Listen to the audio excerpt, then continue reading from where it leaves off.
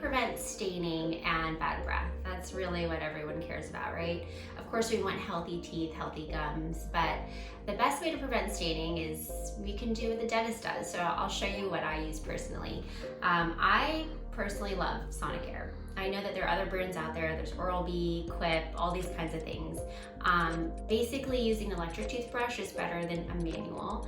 And we see with things like the Sonicare, there's little to no staining on the teeth for your next visit.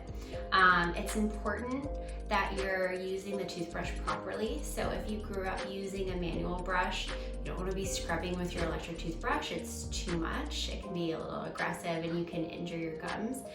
So as long as you're using it properly, we do see a better success.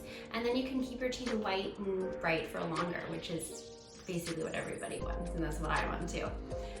The other thing that's really important, which I would say is most important, but is preventing bad breath. And the bad breath is from bacteria that's living in your mouth. And so the best example that I can come up with is you think about dirty dishes.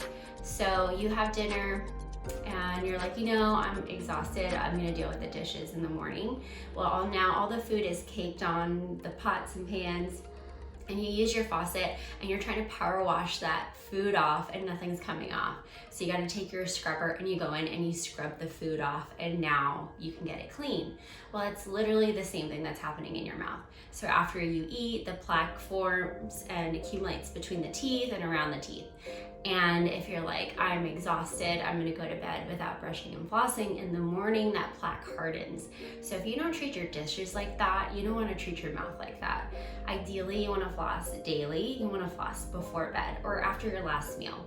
And I love thick floss. So you wanna use something that's thick and bushy and soft, and it's gonna go between the teeth and be like that really nice loofah or that really nice soft scrubber that's gonna go in and mechanically clean the teeth. If you use something like a tape, it just doesn't have the same surface area as like a loofah would.